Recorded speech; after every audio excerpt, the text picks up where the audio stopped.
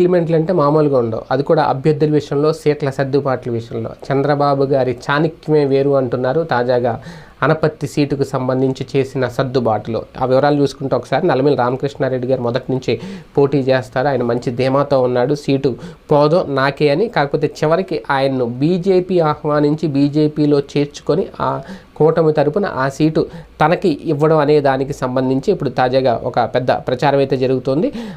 ఇప్పటికే ఆయన అనుచరులతో కూడా సమావేశం అయ్యి ముందుగా ఒక డెసిషన్ తీసుకున్నారంట. భారతీయ జనతా పార్టీలో చేరి బీజేపీ తరపున సీటు తీసుకుని బరిలోకి దిగితే అనేది అక్కడ పార్టీ ముఖ్యమా, అభ్యర్థి ముఖ్యమా, గెలుపు ముఖ్యమా, సీటు ముఖ్యమా అనే దాని మీద ఇది ఆధారపడింది. ఎందుకంటే ఆయన ఇంతకుముందు చేసిన వ్యాఖ్య తెలుగుదేశం పార్టీని భూస్థాపితం చేయాలనుకుంటున్నారు, నేను బతుకొండగా చెయ్యనివ్వను అని ఆయన చేసిన వ్యాఖ్య ఏదైతే ఉందో ఇప్పుడు మరి తెలుగుదేశం పార్టీ భూస్థాపితం అయిపోతున్నట్ట ఈయన, లేదంటే బీజేపీ కండువా కప్పుకున్నంత మాత్రాన